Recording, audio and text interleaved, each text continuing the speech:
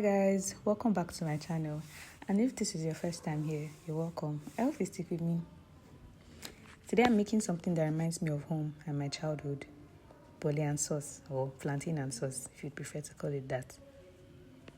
Some meals carry memories, and plantain and palm oil, or red oil as we called it back then, is 13-year-old me dipping roasted plantains and yams inside fresh palm oil mixed with Cameroon pepper and salt, and sometimes vegetable.